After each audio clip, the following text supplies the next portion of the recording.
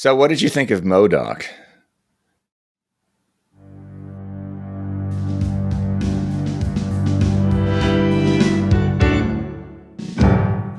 So, Mr. Jones, here we are, Saps number 17.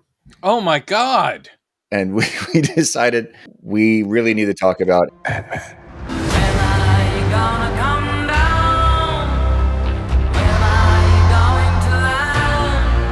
I'm not ashamed of it. People have to get help where they can.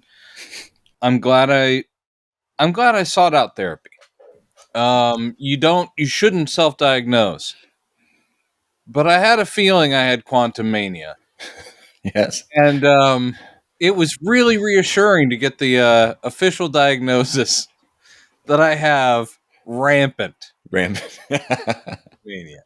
Yeah, I assume you saw it like I did, probably as soon as you could. Yeah.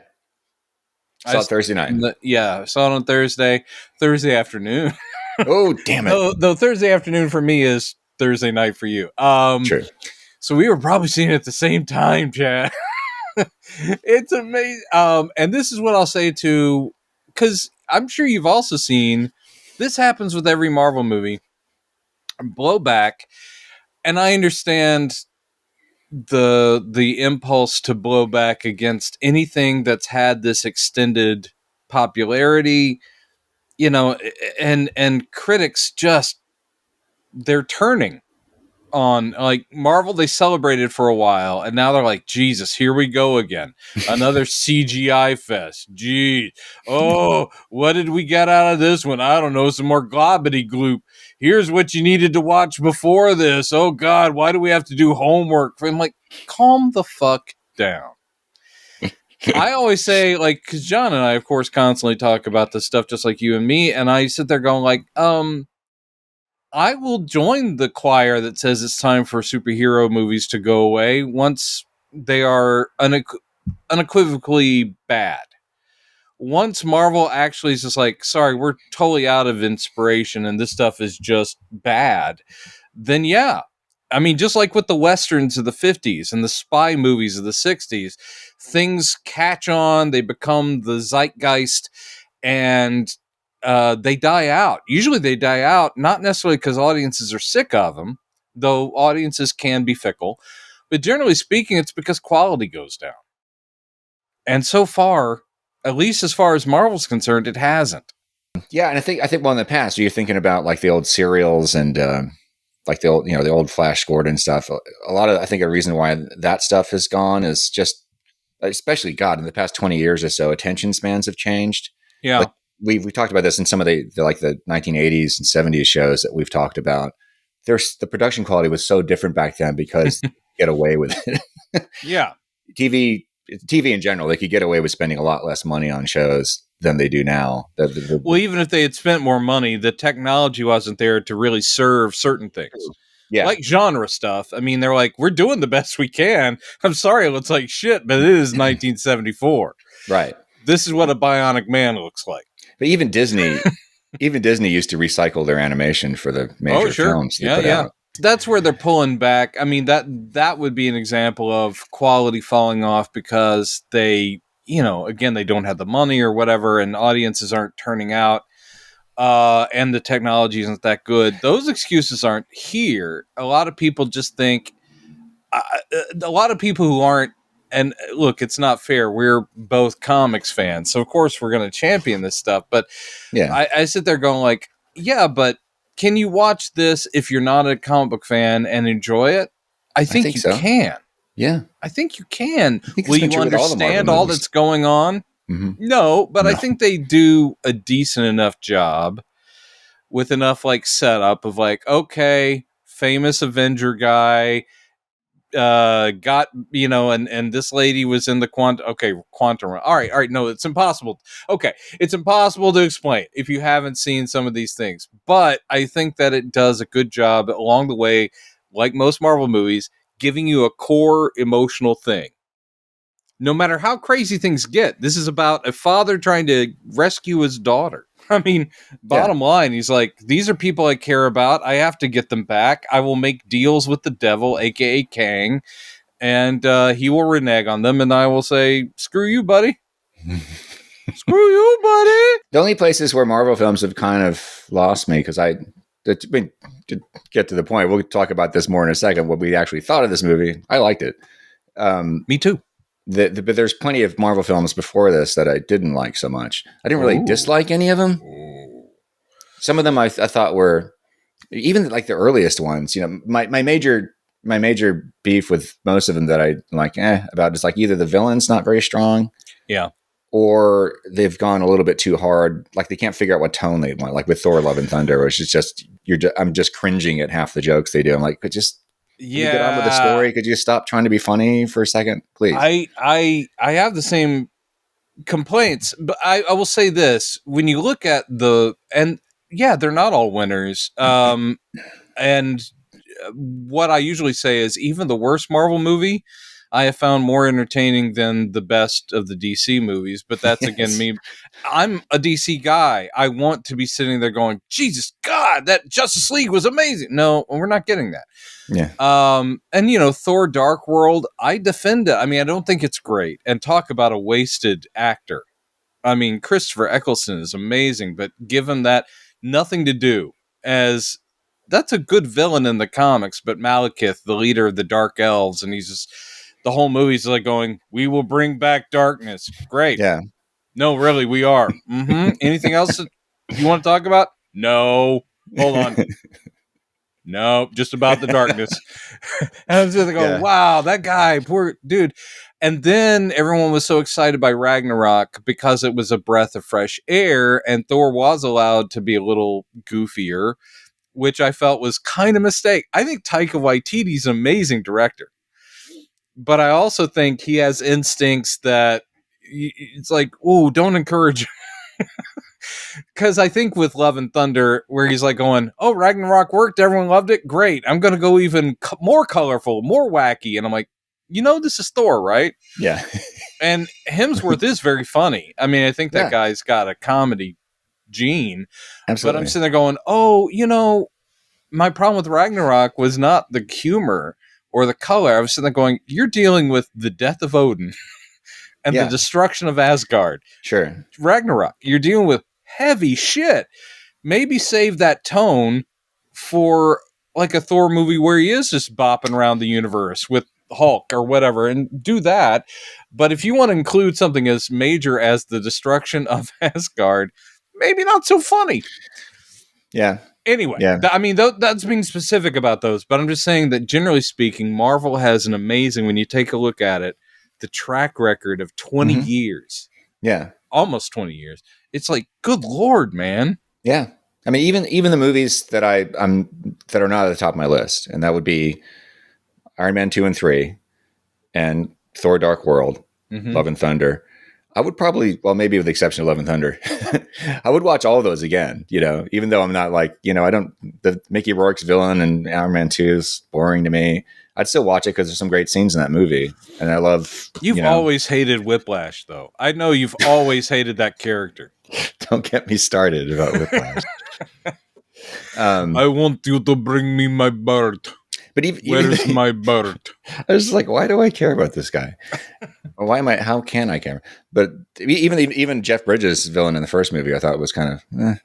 He wants to keep the gravy train rolling. He doesn't want a woke Tony Stark stopping to stop making weapons, man. Sure, yeah, I don't know. Anyway, again, like I said, I have watched it many times. I would watch it again. That, because that's actually one of my favorite. I say that's my probably my only what started it all. Yeah, because that's, like I said before, I think that's the best origin story ever told in a comic book movie. It's just wow. I think so. I think it's really well done. And as I said before, I was so impressed with the updating of taking the, fairly cheesy one, his origin from the original comics, but making it work in the modern day and giving it resonance. I'm like, wow. Right. Because in the comics, there's not a lot of that soul searching. It was 1962 or 3 or whatever. And so, no, they don't have Tony Stark going, what have I done? This is all on me. oh my God, I brought this about. Like the whole thing about Stark weapons have fallen into the hands of... No, that's not in there. True. Yeah, but they made it work. And they did. There's a really good build up to the moment where he finally activates the prototype suit for the first time, and just like, fuck yeah, exactly, really well done. So anyway, back to the subject at hand. So you liked it? I did. What was your? Should we give it like a score? We haven't really done that on the show. Oh yeah, I don't know. What would it from 1 to 10 or kind of thing? I guess so. Yeah. I would say it's a solid 7. I think I'm right there with you. I mean, as I said to John, John and I saw it together. I walked out and said, that is upper middle tier Marvel. Like, we weren't doing number scores, but it was like upper middle tier, which means it's good and so solid. It didn't blow me away, with the exception of the villain. And that is what this movie is about. Yeah. I mean, I do think everybody does a good job. No one sleptwalked through the movie, and I really loved Team Ant-Man. Like, everybody, Marvel's good about this too. Everyone gets their moment. Like, everyone gets their hero moment. And of course, they're setting up Cassie. She becomes Stature. She becomes part of the Young Avengers. Great. Love that. They're setting it up. And all their relationships feel great. You know, it's like, of course, I'm really happy about Scott and Hope.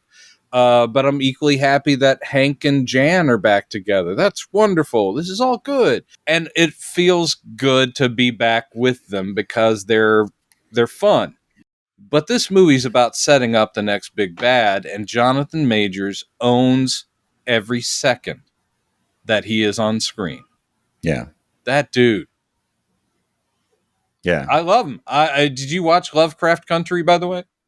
Yeah, we mentioned it briefly. I watched a lot of it, but I did it. Oh, right. It lost me eventually only because I'm not a huge horror fan, because they would go hardcore into some. I mean, some of that stuff they would go, and I'm like, oh, that's a little bit too so over much the line weird for me. Stuff in it. Oh, sure. Yeah, but I love that every week they would explore a different genre of horror. Yeah. Yeah, it goes into a crazy sci-fi, and of course it goes very gross body horror. It does a lot of stuff. Yeah. But Jonathan Majors is great, and everything I've seen him in. And then when Loki came around, I was like, oh yeah, man, what a great take on Kang. And I was a little like, I don't know if he seems eccentric and weird. And then he's like, no, this is just one of me. Yeah. And he's like, yeah, kill me off. Yeah, I'm the good one. I know you think I'm weird, but I'm the good one. And I'm all that's standing between you and all those dudes. Mm-hmm. And now we know who the worst of them is, because the Council of Kang. Yes. Yeah. They put the worst of them in the fucking quantum realm. I love it. Jumping ahead to the post-credit scenes, people. Oh my God. By the way, people, why are you watching this? This show is always spoilers, nothing but spoilers. So yeah, get out of here if you haven't seen the movie yet. I mean, we could literally just do a thing where we go, I enjoyed it. He shrank down. He grew big. Enjoy the movie, everybody. Dun, dun, dun. But I really loved that the second scene. I was like, what's it going to be? What's going to be? And the fact that they're tying it back into Loki with the second scene is like, love it. I love it that they're being so inclusive now of their whole current canon. They're not ignoring the TV shows. Well, I think because those TV shows, the ones for Disney, those are made by Kevin Feige and all those people. Yeah. They always distance themselves from the Netflix and the ABC shows.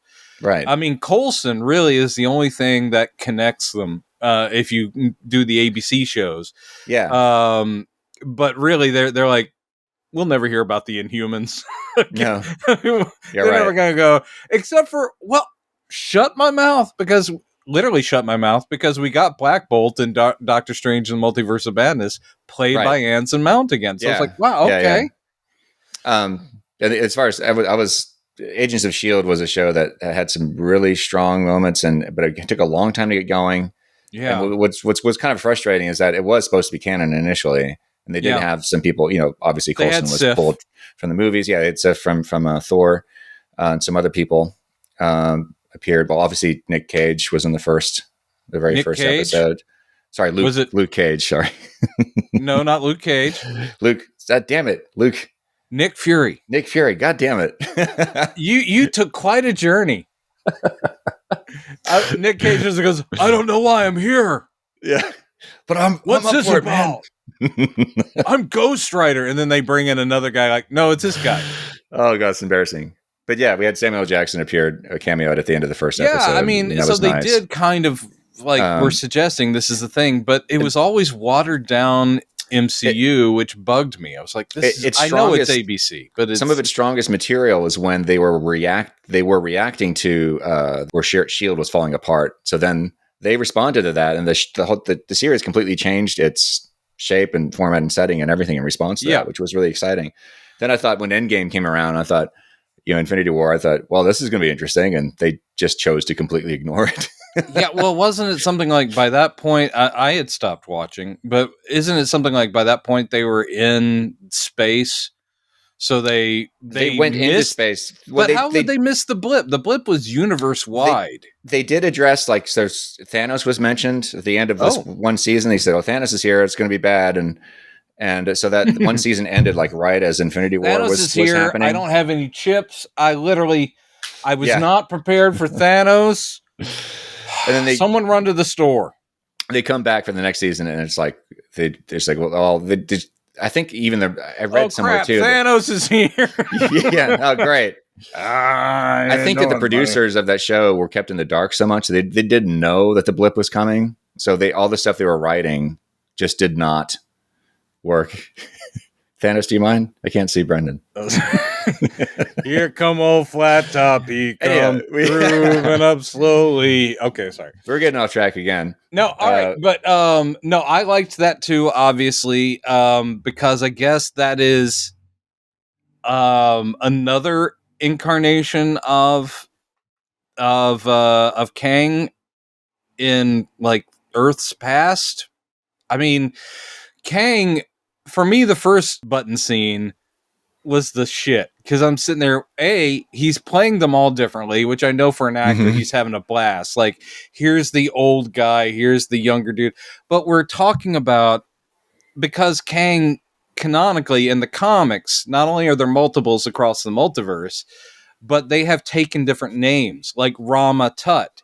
And we see Jonathan Majors as Rama Tut. I'm like, fuck! Yeah, man, it's an Immortus. Immortus is the old one. That's Immortus. So again, a Marvel nerd like myself, I'm like, it's Immortus and Rama Tut. Oh, and I half expected. There was one line of dialogue when they were talking that I thought almost might be a setup for Fantastic Four, because they say like, what is it? It's like Ant-Man or whatever. Those guys seem to have stopped him, and Immortus goes like, no, it wasn't them. We know who stops him. In other words, it seems like, no, they were just part of that, but we know, in other words, they know who's coming. Like, primary big, badass is the Fantastic Four. That's hope. That's wish fulfillment. But I loved all that stuff. And then literally they show us a Council of Kangs where it's a CG fest of thousands of Jonathan Majors, which I've had dreams like that. And I saw some stuff that some of the stuff they showed in that scene was based on actual comics panels from the council. Yeah. I just love that they have all found each other across the multiverse, because they're all genius Kangs in the future and so forth. Yeah. And I love that it's like, what we should do? We should get together every now and then. How's that sound? A Council of Kangs. And again, can you imagine the barbecue they must have after that? It just looks great. So again, that was just nerd heaven. And his costume in that movie, this is, my nitpicking. The costume was right. It was the one from the comics. They even thought of a way to make the headpiece work, because in the comics, sometimes you're like, you're a brilliant warlord from the future and you wear that. You wear like some purple wrestling helmet with a blue face thing. I'm like, yeah, whatever. But they make the blue face thing part of like this energy field. It looks great, man. So what did you think of MODOK? They both He's okay. He's okay. And actually, come on, let's all be serious about MODOK for 1 second, can we? In the comics, MODOK has always been kind of pathetic and kind of threatening. And he's a goofy character. He just is. Now, Captain America, he fought MODOK a lot. MODOK has been a serious bad dude. At the same time, the design, which is pure Jack Kirby, is so fucking bizarre that you're like, how can anyone take the big head with the little arms and little legs seriously? So in this movie, they came up with a take which was very different from the comics because it was Darren Cross, who was Yellow Jacket in the first Ant-Man movie. When his stuff goes wrong, he gets sucked into the quantum realm. Kang saves him, basically, and makes him into MODOK. That's very different from the comics, but it works for the movie continuity. Then they allow him to be pathetic. He's both threatening and pathetic. And then that whole turn at the end where he's just delusional. He's like, I'm a hero now. And they're like, you sure are, buddy. And then they allow him to die, which I think is probably for the best. They got as much mileage out of this version of MODOK as they were going to get. Yeah. Yeah. And it was weird. The effect was also weird. Yeah. And I think that it sounds to me like some of the reviews I've heard and read from people at least a couple of people I was kind of expecting might actually like the movie. MODOK seemed to be one of the main points of contention for them because it was just, I think it crossed the line for a lot of people as far as weirdness was and how much they were willing to take seriously. Oh my God.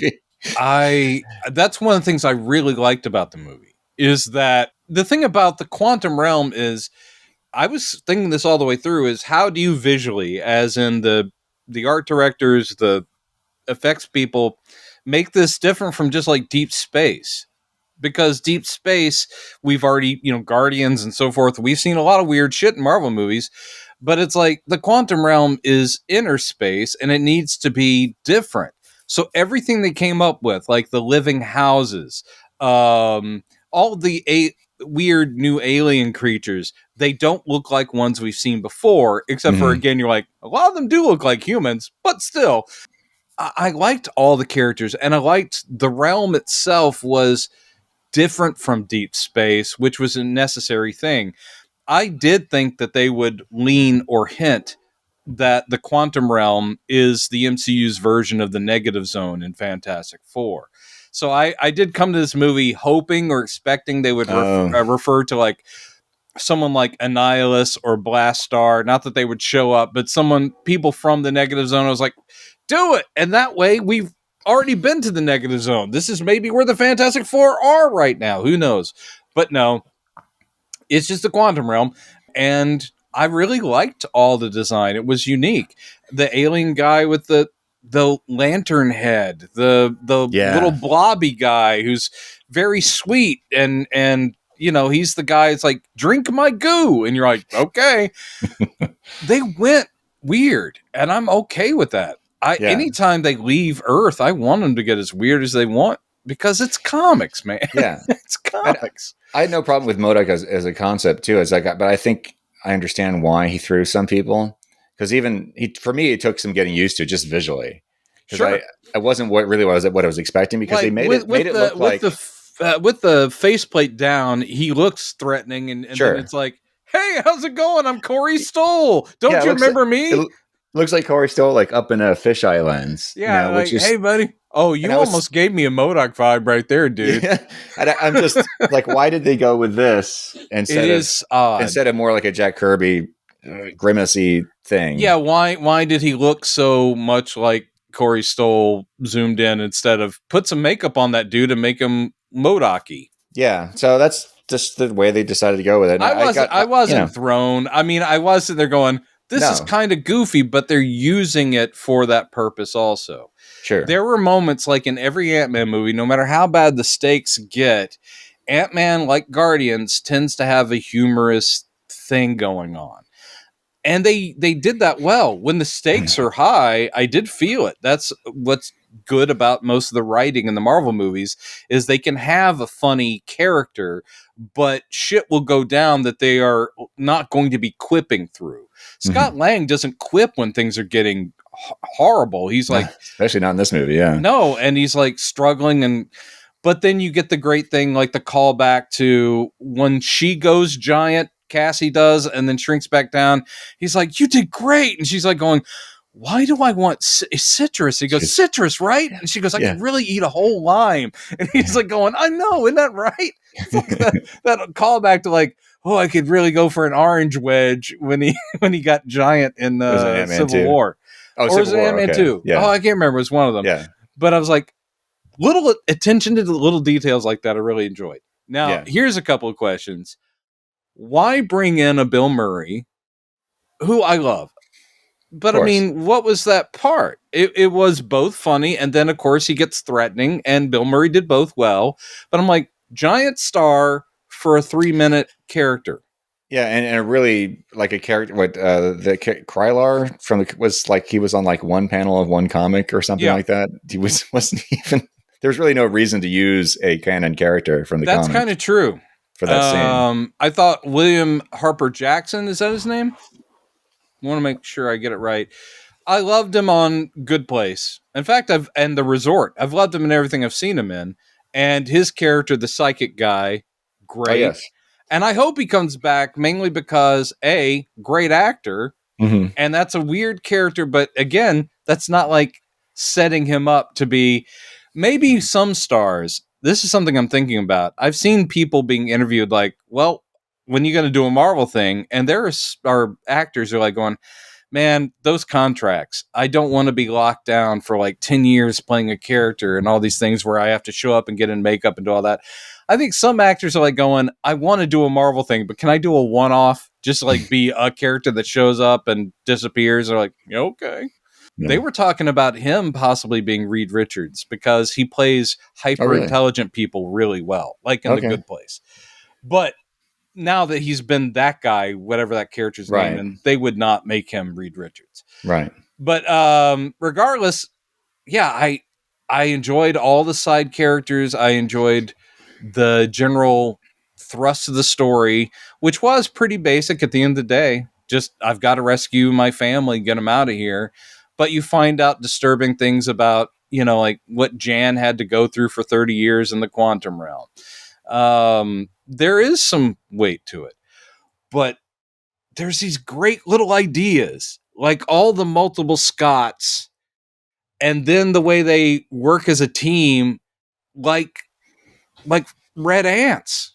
Yeah. I was like, oh my God, I don't think the comics have even done something like that, where it's like, oh, well, what if Ant-Man becomes ants, essentially? And then like going, we got you, buddy, don't worry. And it's a bunch of Scotts helping other Scott. I'm the real one. No, I'm the real one. That was almost like an indie science fiction moment in a huge movie. Yeah. It was kind of it's conceptual idea. Yeah, it was a little bit of a highbrow thing that they were doing there, actually. Which, again, I respect because they didn't veer from the weird stuff. I loved Hank's hero moment at the end as the OG Ant-Man with his ant army. God. And I mean, I love when they're basically Ant-Man and the Wasp and Ant-Man and the Wasp. Mm-hmm. I mean, I admit when the first movie came out, I'm like, really, Scott Lang? What about Hank Pym? Yeah, I got it. Scott Lang being the non-heroic hero, the ex-con. Like, yeah, why? I'm like, yeah, he's a good. But Hank Pym, man, Jan Van Dyne. Yeah, but we got them, and they're great. And that was one of the things I heard. I've seen some people even criticize like the final act. It's like, yeah, the final act was lame or clunky or whatever. I'm like, are you out of your mind? You have the final big battle scene, and you also have Cassie being the one to summon everybody, and it's the rebels versus the dictator, and you're like, yeah, man. I mean, it's basic, but I wanted it. Yeah, and I love wanted to see Kang get beat down. And we had, it was the way they paced it too. I thought was great because initially he's stern but confident when they're first attacking. He's like, yeah, try your best, whatever. And then eventually Scott Lang shows up in giant mode, and that's the first time you see Kang go, okay, shit. Well, I mean, the thing that is so, again, very smart, and I think that there are some, I think the way they have their meetings says me, who has no idea, but I think that Feige sits there with people he knows are going to be associated with the upcoming movies, and they're like, these are the arcs. And I'm definitely going to oversee all the scripts, but try to work towards this. And in this case, the idea, the concept of we're going to introduce the next Thanos, the big bad, and we are going to introduce him in an Ant-Man movie. And that's the whole point. It is all about the hero that everyone makes fun of. Mm-hmm. It's like if they had introduced Darkseid in Aquaman, the guy that everyone, like laughs at because what's your power? Oh, I talk to ants and I can shrink down. But you make him the guy that even Kang just goes, oh, Ant-Man, yeah. Have I killed you before? He's like, oh, you're an Avenger, yeah. You know how many Avengers I've wasted? And again, it's just sort of like, that's cold. And Scott Lang, the whole movie is like, okay, you don't take me seriously, but I'm going to fight you till I die. Yeah. And that is what heroism is all about. So they, or heroism, sorry, I'll pronounce it correctly. But that gives me, superhero chills because I sit there going, that's the whole point. Kang is unstoppable, essentially, but it does not, like Scott's like, I have no choice. I can't let him out of here. He will destroy worlds. Also, I may not succeed in getting home, but I'm going to do this because it has to be done. Right. So the hero moments are all earned. At the end, though, I will say I was thinking they were going to leave them there. That's what I thought too. Yeah, I was going to get that too. I was like, ooh, that'd be interesting. Yeah, but I thought it would hinge on another thing. Well, yeah, I know. I thought it would sort of hinge on maybe not in another Ant-Man and Wasp movie, but maybe that would hinge on like Kang Dynasty or something. It's like, like, oh, who can save us now? And then it's an Ant-Man surprise moment where it's like, oh, we've been in the quantum realm and here we are. Yeah, I think that would have been kind of cool to end it on a kind of an urgent moment, a cliffhanger. Yeah, that's true. And then Cassie could have been sort of in the care of Hank and Janet. Yeah. But it's okay. They all end up okay and fine. But that giant moment, Scott Lang shows up and he's pissed off, and that would alone for me would have been enough to end that whole battle sequence. But then we get, as you're saying, Hank Pym show up with a super intelligent ant army, and I was like, "Fuck yes!" I know. I love that. I fucking love that. I mean, so good. Jan gets so many awesome moments, but she's clearly like she's a legend in the quantum realm as being this great warrior, and she gets great moments. Hope gets great moments. There's a Wasp fight sequence where she just like lays out a bunch of people and is zooming around, and I'm like, give me that for days because I love the fucking Wasp, no matter who's in the suit. Hope is a creation of the movies, She's not in the comics. Okay. No, she is now. Obviously, post the success. But there was never a daughter because continuity-wise in Marvel, Hank and Jan are still youngish and being Ant-Man and Wasp. Oh, okay. This thing where it's a generational thing and they were working in the 70s and 80s, you're like, oh, okay, well, sure. But again, these are the changes that the MCU makes that would annoy me if they weren't so well done. Yeah. Because I'm Mr. Nitpicky, but I'm sitting there going like, oh, they make all this work. Yeah. My only two here it comes. quibbles I took away from this, and this did not really hey hinder audience, my enjoyment. Sit back. Here come Chad quibbles. It was just initially in the beginning of the movie, I was getting a little thrown off by just the visuals. I don't think that they did. I don't know if it was an issue of lighting, but when they showed up in the quantum realm, it was like the first 20, 30 minutes that they're in the quantum realm and they're getting acquainted with the rebel camp there, where the gelatinous guy is and the mind reading character you're just talking about. I had no problem with it, what was happening, but I kept thinking they don't even. It's really obvious to me that they're not there. The way the lighting was and everything. A lot of people jumped on it as like going, whatever, it's a bunch of people in front of a green screen, and that's becoming really apparent. And I will say there were parts of this, and there were parts of Wakanda Forever, especially at the very end of Wakanda Forever when they're on top of that Wakandan like submarine having the big fight, and I'm sitting there going like, oh, they're just in front of a green screen. Yeah. And that is just, I do think Marvel, that's one of the reasons Feige, I think, is trying to pull back how many things are releasing. I think he's aware that the workload is overloading, and they're also getting a lot of complaints. Disney and Marvel are getting a lot of complaints from animation and special effects companies. Like, we're not given enough time. We are working like crazy hours trying to get these movies ready. And so I think Feige's like going, I'd rather release fewer that are amazing and really well done than cranking them out. And I will say that there are occasions where, but I'm a guy who grew up with fucking, Condor Man. I'm a guy who grew up with Christopher Reeve in the last 2 Superman movies in a green suit because of how shitty they're, and the black outlines of like, oh, I'm in front of a blue screen. Look at, oh boy. There's some bad stuff in earlier movies.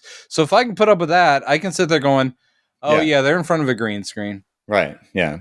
And I obviously I got past that. The movie didn't really pick up for me, and I was able to kind of get that out of my head by the time Kang had captured them, and the story really started going there. I was totally into it. And the only other thing where I think the film stumbled a bit was in the way that they chose to do the very, very essential and long exposition dumps, which happened several times throughout the movie. The one that felt the most awkward to me, and this wasn't a long exposition dump, but it was like the way that they did it was like, it was MODOK again. And this is nothing to do with the character himself. It's just like when it was revealed that they revealed that it's Darren Cross, and they say, you don't remember? And then you have all these flashbacks to the first movie. All of a sudden, it was like, I don't know why they felt the need to do that reveal so quickly. They really didn't need to reveal him as Darren right off the frickin' bat.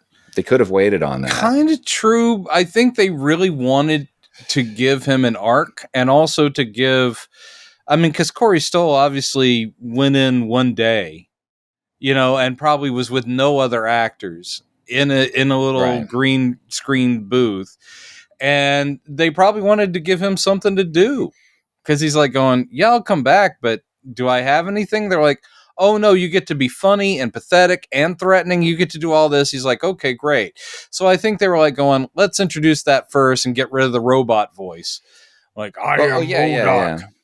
But it just felt that particular flashback sequence felt almost apologetic, like, sorry, we know you're not going to understand this unless we do this for you. I think that was scene. That was for, they were anticipating people going like, I'm lost. I have no idea what the fuck's going on. Right. Even though you have Cassie going, that's the guy who was dressed up as a bumblebee in my bedroom when I was a kid. Like, they were referring to it beforehand. So yeah, I feel like they could have addressed it in dialogue somehow and just move past it, because like the film's weird enough as it is. You don't have to explain every little last. I just thought that MODOK, for me, that's all the explanation. That was one moment I was like, don't do that. I had made the joke. I've been making it for a long time. Sorry, but no, it's an obvious joke. But I was so happy to see a joke I've often said show up in the movie, where it's like, oh, he's a mechanized organism designed only for killing. I was like, that's actually MODOK. MODOK. Yeah. And then Scott Lang does it. I'm like, yes. Yeah, that was one of. I actually, side note, and I think this has more to do with my state of mind at the time. I think I was just tired. I really didn't laugh out loud much during the movie, but I wasn't cringing. A lot of the jokes, I was like, but that moment, it's actually MODOK, and then it was also Hank Pym's line about socialism. When he explains that the ants show up, he goes, I know socialism is a charged word right now, but we could learn a lot from these ants. Yeah, that was great. I don't know why it would be such a charged word so many years after the blip. It's like, I'm sorry, the world has changed a lot. You're not really in 2019 or 2020. You're in 2027 or whatever. And the length of the movie didn't strike me as too long or too short while I was watching it, but I heard some comments from other reviewers later that I kind of agree with, like, oh, it was like barely 2 hours long or just a little over 2 hours. Like, they were saying maybe it could have benefited from being a little bit longer. That's interesting. So they didn't have to compress the exposition into, Yeah. There was so much they were trying to convey here. I wonder if it might have even been better as a two-parter, but I know that they've got a lot of other stuff they're trying to get to. So I will say the ending, not that it was bad, but the ending, because of Scott's voiceover, like going like, it's like, well, we took care of him. And he's like, wait, isn't he? But the way they're doing it, where they're at that birthday party, I'm like, Jesus Christ, don't let the waiter be Kang, which he's not. But they were kind of implying that he's like, oh, I'm sure everything is okay. I'm like, I'm not sure that's a great ending, but whatever. So it was like sort of a soft cliffhanger in a way. Yeah, a soft cliffhanger. He raised that concern. Which had they left him in the quantum realm, it would have been a hard cliffhanger. Dude, I can't wait for Young Avengers, dude. They've already basically brought, I mean, obviously Kate Bishop, Hawkeye. We have Stature now. They introduced us to Patriot, who is Isaiah's grandson that they met in Falcon and Winter Soldier, even though in that we don't get any indication that he is kind of super soldiery. But I was like, they've introduced him at least. And they introduced Wanda's two kids, even though, they're kind of in a different reality. I'm like, dude, we've got Young Avengers. They're coming. Yeah. I get excited. Yeah, I don't know much. That's one thing I don't. I know Young it's coming because I know great. that they're. Yeah, is okay. Cool. It was. And in fact, Iron Lad, who is one of their members, turns out to be a young Kang. Kang, right. Yeah. And the whole thing is that he knows what he's going to end up as. So he's consciously trying to be a hero and not turn into Kang. It's great. So there you go. So I was going to say, you mentioned the living buildings that they created for this. Yeah. Did that not remind you of Adventure Time? So I thought they looked a lot like a little bit. It also reminded me. There's a lot in this design wise that reminded me of European comics, sci-fi comics, like Mobius. Like at one point, Hope's got like this little cap on when they're flying on the creature. They got that creature and the little cap. I'm like, that's Mobius from like the 1980s heavy metal. And then the living houses looked like a European sci-fi comic design. But yeah, also a little bit like Adventure Time. Yeah. Everything was kind of, very surreal, and that is the source of some of the humor. And like I said, I got no problem with weird. I want weird. This is a comic book movie. Yeah. I think anytime you leave, like I said, leave the Earth, but even, Inhumans and stuff, anytime you deal with Jack Kirby characters, Eternals could have been a lot weirder. Like if you actually went to the comic source, it could have been a lot weirder than what we got. And by the way, I keep seeing people dump on Eternals. Fuck you guys. Yeah. Fuck you. Well, it says a lot that this now being one of the lowest reviewed Marvel films, which is like neck and neck with Eternals, which is not a bad movie, people. It may not be what you're expecting, but it's a good movie. I think that's it. It's not what people are expecting. Like, man, drop a shit ton of new characters on us, expect us to care about them. I'm like, the Marvel Universe is a fucking universe, and the thing that's great about it is how expansive it is. And we have people named something man and something lady and woman, but we also have like these quasi mythological gods, and we've got weird alien creatures, and that's what's great. I bring up Werewolf by Night and a lot, and I bring up Eternals. I think I said this last time too. It's like, I love that this is a universe that's all connected, but you can have movies that are totally different in tone and scope. Eternals is really gorgeous, for one thing, shot beautifully, but it spans history, and these are interesting characters who aren't saving the corner shop. They are fighting a whole other species that's their entire mission. And then they find out they were played by the Celestials. It gets really weird and cosmic. Every one of them is different, and yet they all, wacky Star-Lord and Rocket Raccoon, they go to nowhere. Nowhere's inside a celestial head.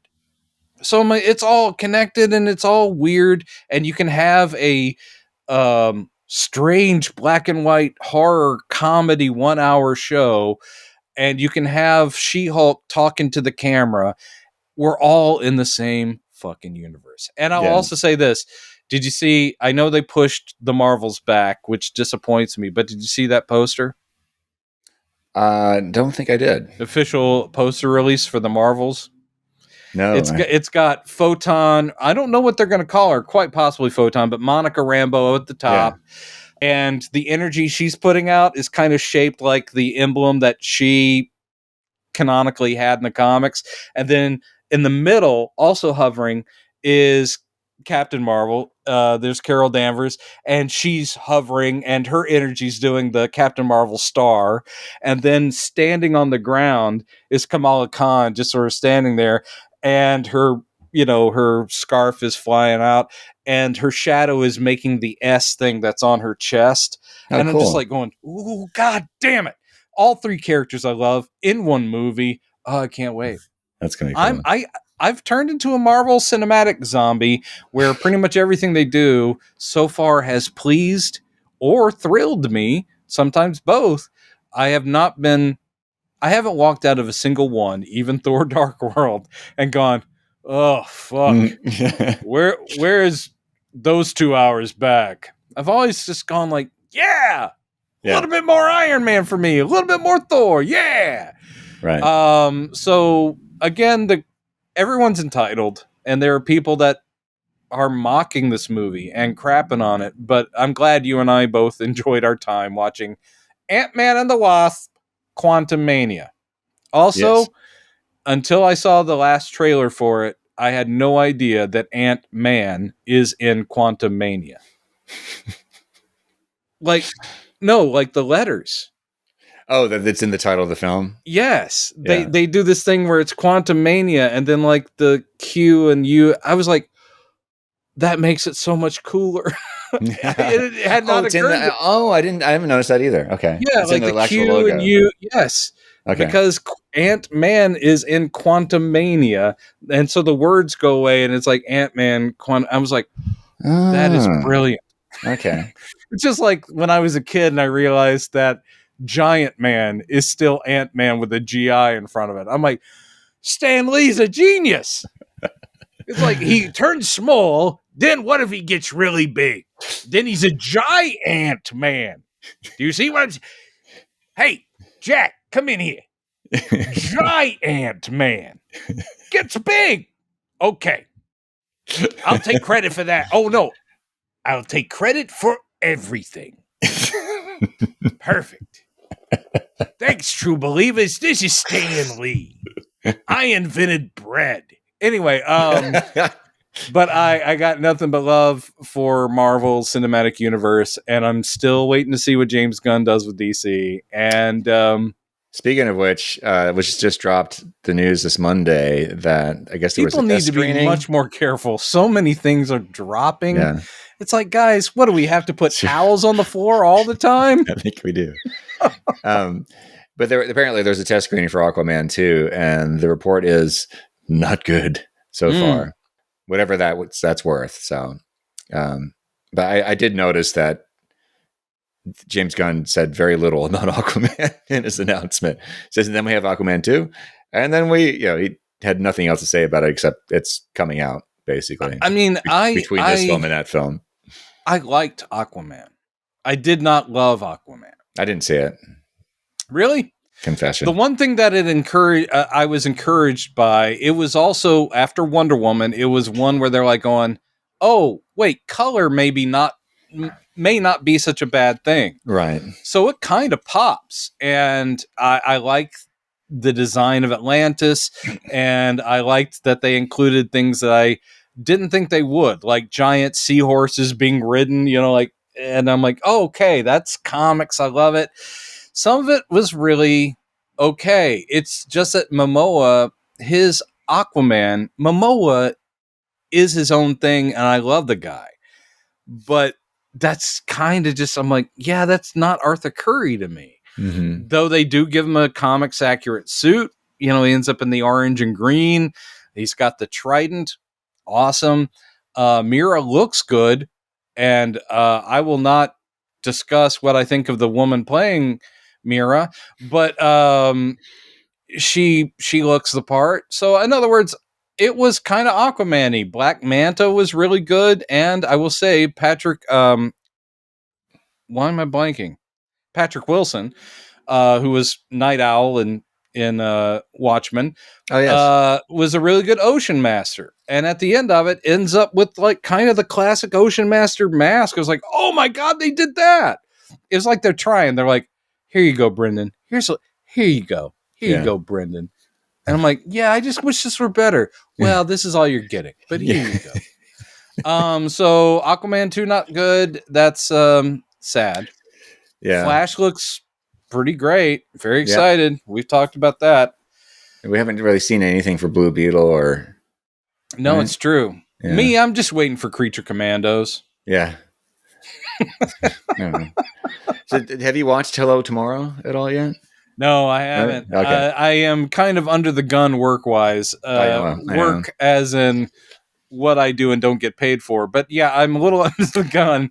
So I haven't had a chance. I really want to. I did get to watch the latest Poker Face. And I did watch PICARD episode 1. Oh, yeah, me too.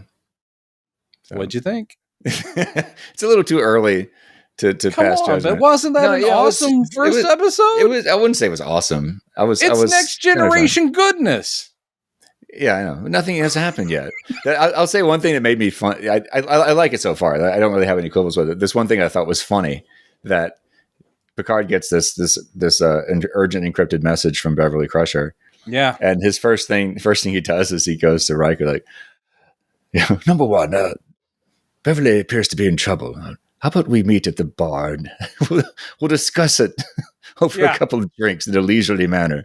Yeah. It was just a little. That kind of is true. There's strange. And he also. I'll wear my cap. Well, he also first sits down with his hot Romulan Scottish babe and talks about it with her. Right. Then hangs out with Riker to talk about it. It is a little bit like, I'm sure she'll be fine. I'm sure she'll be fine. So, and it's one of the most obvious setups in history where it's like going, why did she ghost us? It's been like 20 years. I'm like, that would be long enough for her to have Picard's son out of wedlock. Yep. Pretty sure she's going to have a 20-year-old son who's going to be a young Picard. Oh. Yeah. So I like that they addressed that too, because it was, the fact that she wasn't in the first two series. Say, Gates McFadden with the long gray hair, she looks great, man. Yes. And in the background I hear, it worked. Gates? Yeah. Holy shit! Hey, Brendan, I gotta go. Yeah, and I do love that Riker's in the story, not just there for a couple episodes. And their banter, my banter is the reason you're watching it, man. Yeah. One of my favorite episodes in season 1 was when Riker and Troy, when they go to their house. Dude, all I could say was, and I've been making the joke for his house. Everything I'm watching going like, on this, I'm sitting there going, damn, I hope they make pizza soon. Because it's like Riker and Troy are like, hey, look at this. It's again, my problem is everybody in the future, like, she's listening to songs from the 30s. She's listening to like this vintage music, and it's like, what's that playing? He's like, it's old classics that I put together a mixtape for Beverly.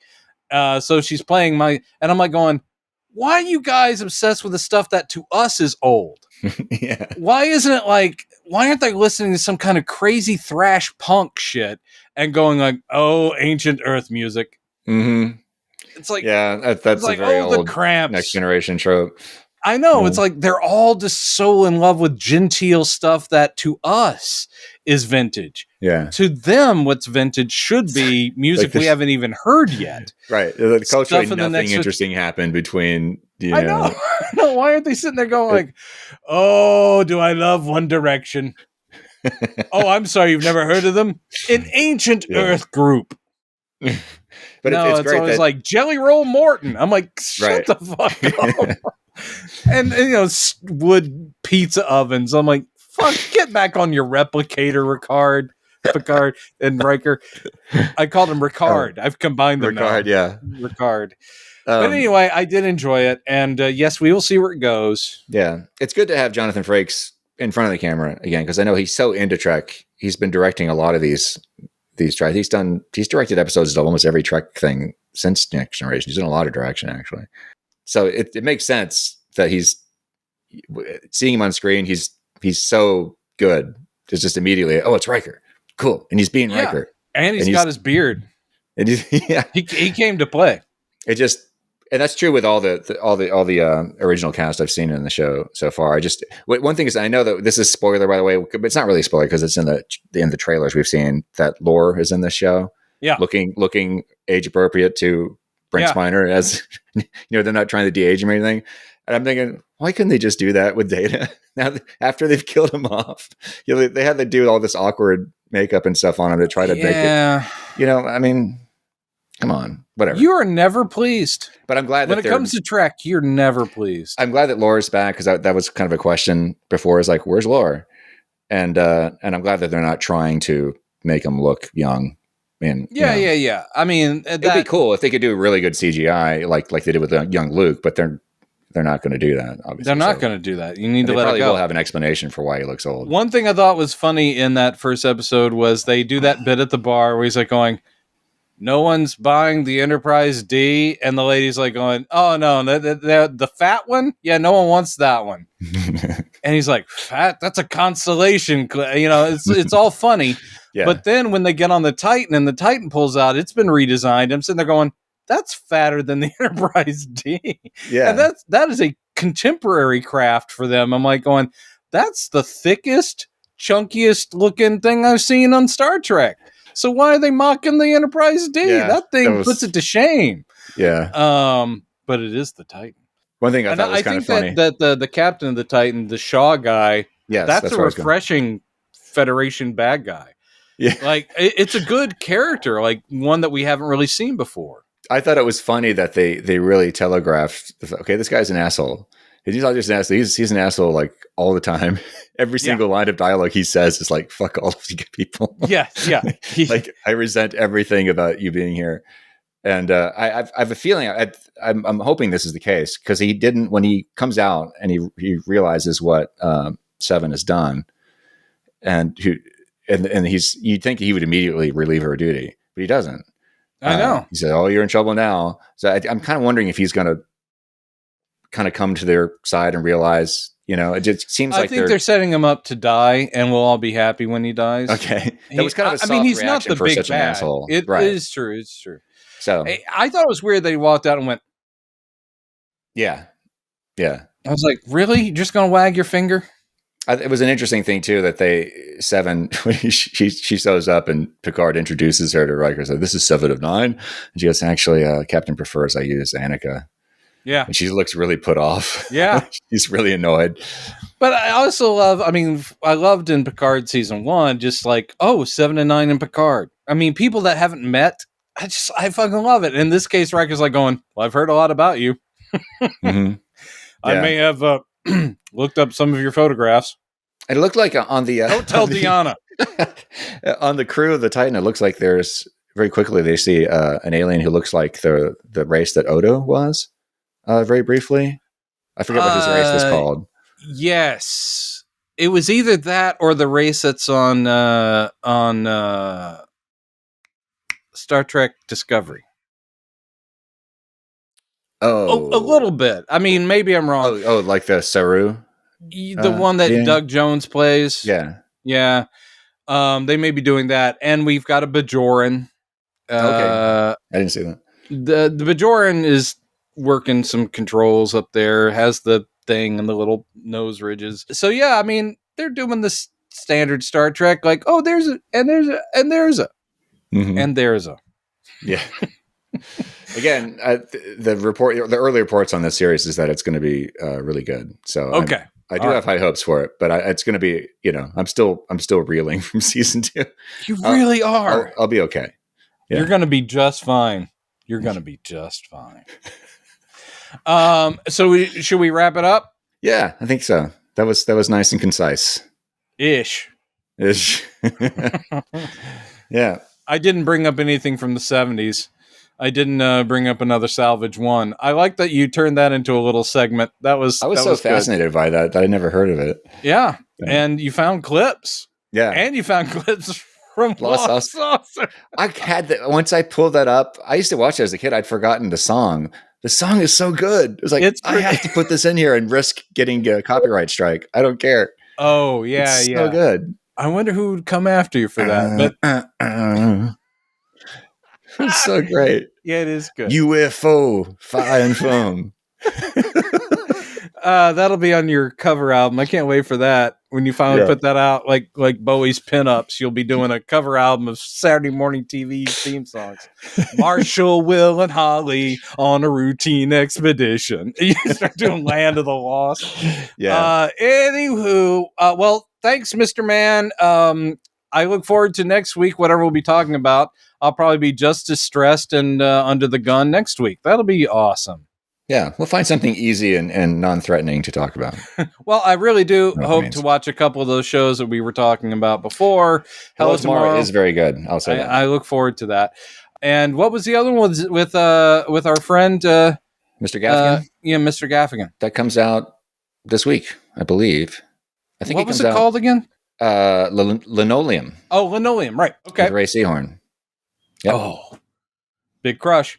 Anyway, so that's good. We'll talk then. Take care of yourself. Bye. And we hate to stop.